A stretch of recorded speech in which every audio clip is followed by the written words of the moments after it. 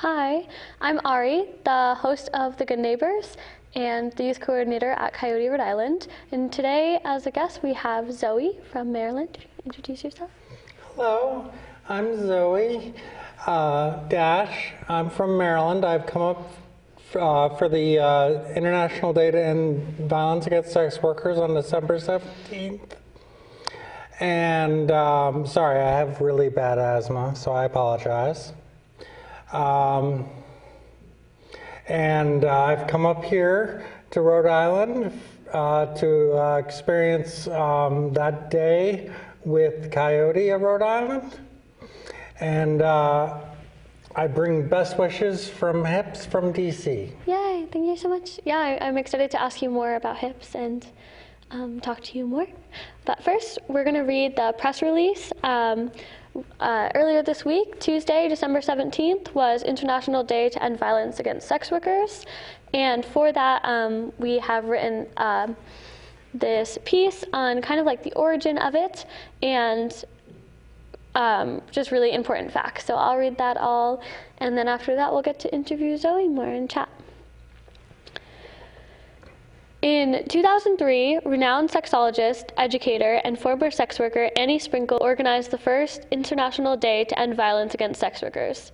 Today, we mourn for the 48 sex workers who were lost to violence in 2019, and we renew our commitments to the ongoing struggle for empowerment, visibility, and the rights for all sex workers. As we remember this violence taking place this year, we remember where it started. For over a period of more than 15 years, from 1982 through 1998, a total of 49 girls and women disappeared in King County, Washington, and were found later dead. The media dubbed the unknown perpetrator as the Green River Killer because some of the victims were found in or near that river. In November of 2003, Gary Leon Ridgway pleaded guilty to 48 counts of murder and related charges on December 17, 2003. He was sentenced to 48 life terms in prison plus 480 additional years. More than a decade later, however, the final record of the Ridgway's horror are still hazy and likely incomplete. In one prison interview, he claimed to have killed 71 women, while some estimate the total to be 90 or more. Many of Ridgway's victims were sex workers and other marginalized by society, such as runaways. In fact, the primary reason Ridgway was spared the death penalty as part of his plea agreement was to allow him an opportunity to account for the fate of his victims. The first December 17th memorial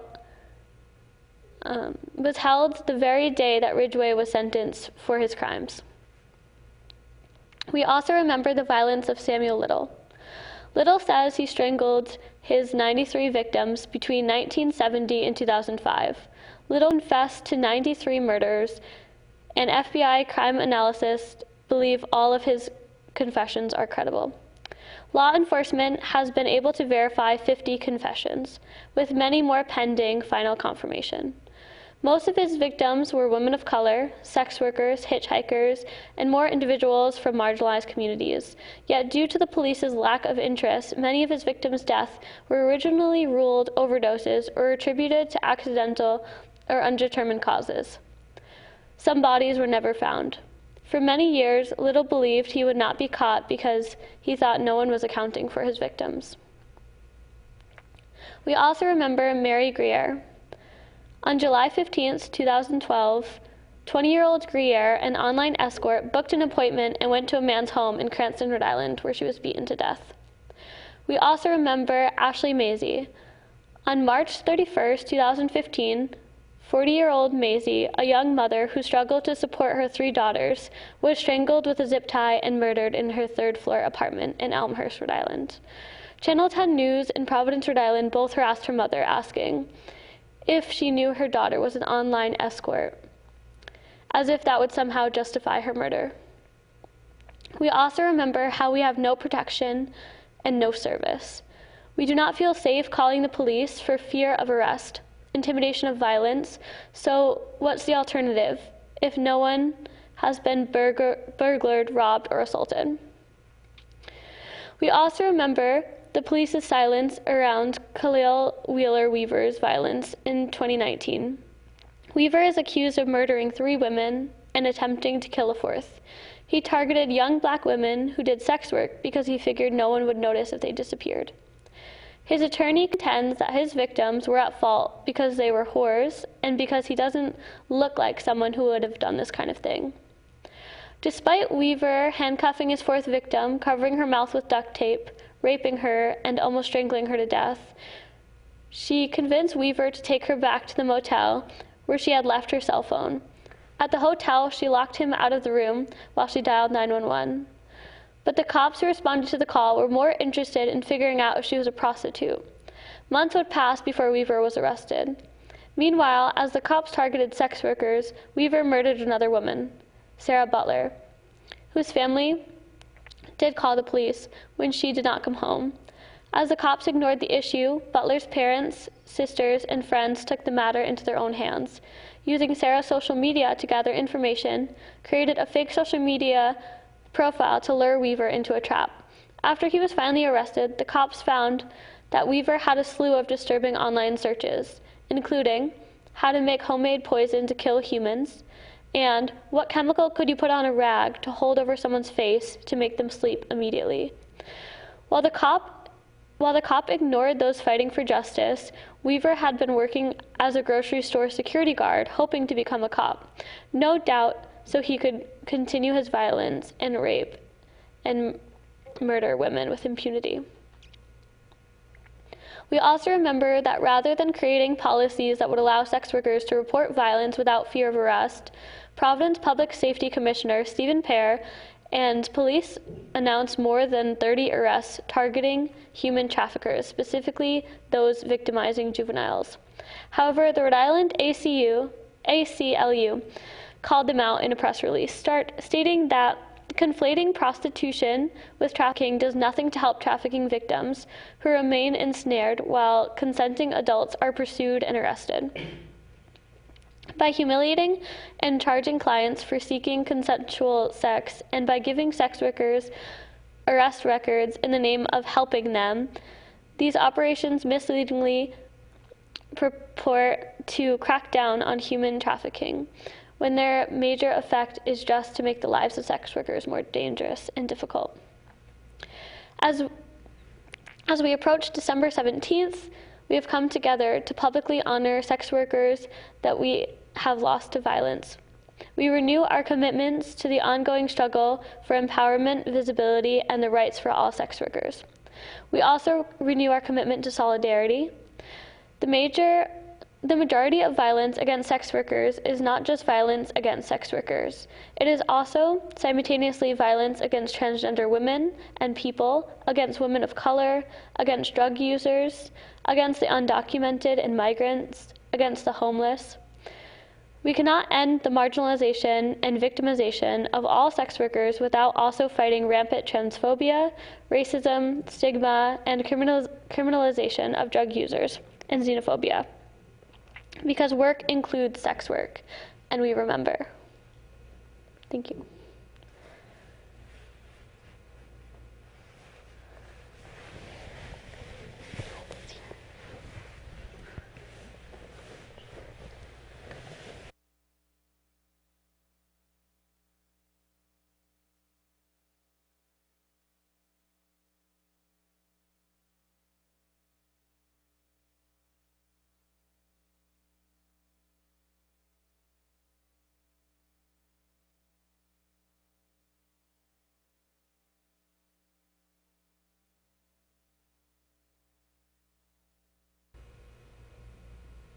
Hi, welcome back. Zoe, would you like to tell us more about HIPS and how you got into helping the organization and more of what that does? I initially got introduced to HIPS early on in my work with activism for transgender rights. And they were the major provider of services for transgender people in the DC area. So I started with them, and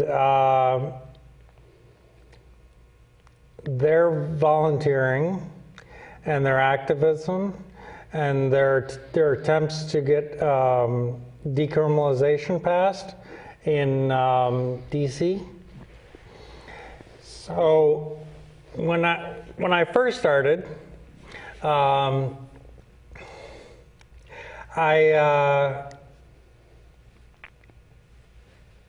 remember going to the courthouse for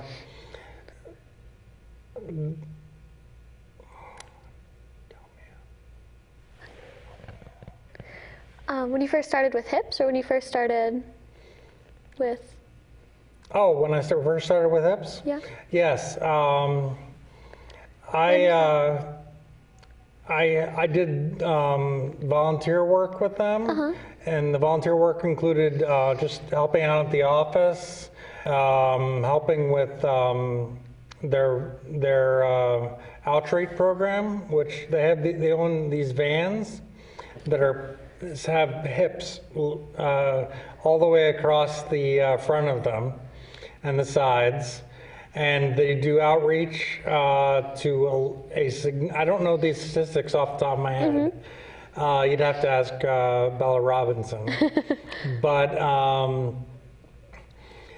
they do, these vans provide both contraceptives, they provide instant, rapid HIV tests, and they also provide legal intervention if necessary, and any sort of help that is needed by the marginalized populations of DC. I remember talking to the CEO for a while about possibly opening up a Baltimore chapter of HIPS, but that never came to fruition. Yeah. Why Baltimore? What was that? Baltimore is the biggest city in Maryland. A lot of people mistake it to be the capital, but Annapolis is obviously the capital, where I live. And a HIPS chapter in Baltimore would be able to reach a lot of not only sex workers, right. And sex workers is such a broad term. Yeah. It's all inclusive. For anyone that's a shooter girl at a bar who's wearing a scantily clad outfit, to models in magazines, to anyone that's providing the image of sexuality, right, to another person for an income. And we have a lot of sex workers in Baltimore that aren't being serviced properly. The best resource they have in Baltimore is Chase Brexton, which is by far a fantastic organization. right. They do health services, psychiatric services. They have their own pharmacy, and they also have their own lab for blood work. And they do dental services and vision services, and they're the only organization in Baltimore that will provide hormone replacement therapy for transgender people. Oh wow, yeah, so they need more than that. Yes. That's awesome. In DC, the organization is Whitman Walker, and they're very helpful as well. They provide similar services to Chase Brexton, except they're in DC. That's awesome. Can you talk to us more about your experience as a sex worker and how you got into it? And I also know you mentioned in Maryland it was decriminalized, and so how that differs from how it is now? Oh, it's still criminal in Maryland. Wasn't it decriminalized when you started? No? No. Oh, well. So But that's okay. Okay, yeah. Do you want to tell me more about when you started? Yes, I will be happy to. Maryland has a Republican governor who is fantastic for LGBT rights. Oh. He's passed the bathroom bill. He's passed anti-discrimination for transgenders in terms of housing, education, and work, employment, which is great because I was let go from an employment with a company that I can't say. Yeah. And because I was transgender. And unfortunately, working for them, I had to sign a contract of confidentiality. Otherwise, I would totally blast them on this show. Yeah, that is terrible. Yeah, I can't believe that's legal and allowed for them to do. It's not legal now, but it was at the time. At the time. Yeah. And that was very unfortunate for me, which started my career as a sex worker. Or relationship therapist, or whatever you prefer, to ease your concept of the industry. But I remember the first time I was escorting. It was in Pennsylvania, and the client initially wanted me to come over to provide a threesome for him and his male partner. And once I got talking to them, I about half an hour into it, they were both in tears, crying because they had no concept of open and honest communication in the bedroom. And that was something that they lacked. So I ended up becoming that conduit that allowed them to communicate through me to each other. And that was such an eye-opening experience for me that it got me hooked on providing relationship counseling to a large portion of the northern Pennsylvania area. There you go. Yeah, there's a lot more to it. Did you want to talk also about? I know you had some friends that yes, were in sex recently you wanted to a commemorate. friend of mine. Her name is Tiffany Davis. She's 20. She died at her age of 28 years old in South Baltimore after being beaten to death, and that was October 19th of 2019. January 14th of 2018, I believe, a close friend of mine committed suicide. And she was a exotic dancer in Baltimore. And she gave 70% of her income to help homeless people with clothing and food and shelter and stuff like that. And she was a great activist for that community, and she's terrible, she will be missed. Yeah, that's brutal. Do you see it in Maryland? Oh, by the way, her name was Leah Holly. Oh, thanks. Yeah, I'll definitely honor that. And have you seen violence in your line of work and regarding cops and other acts of violence? Thankfully, the transgender community in Baltimore is very closely knit, and they are able to tell you which cops by name and what car numbers and stuff like that are the ones that will coerce services from you, and may or may not still take you to jail anyway. But with the help of that community, I was able to avoid arrest, although I do have a criminal record in Annapolis for general prostitution. That was a sting operation that I was a victim of. I wasn't actually prostituting at the time, but it didn't matter to them. They said things like that I was looking for a ride home instead of walking in heels for probably 2.5 miles. Right. And the undercover officer asked me if I wanted to if I wanted to ride home, and I said yes. And by getting into his vehicle, that was 1 count of prostitution. He asked me if I wanted to go to a party. I said not really, but if you'll take me home afterwards, I'll go with you. And he said asking someone if they want to go to a party is a universal term for prostitution, which, as far as I'm aware, that means you'd have to arrest 95% of all college students statewide. Yeah. So that was an unfortunate incident with the Annapolis City Police Department.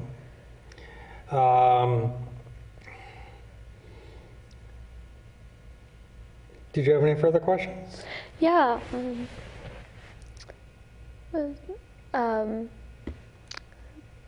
I would love to know how you went from,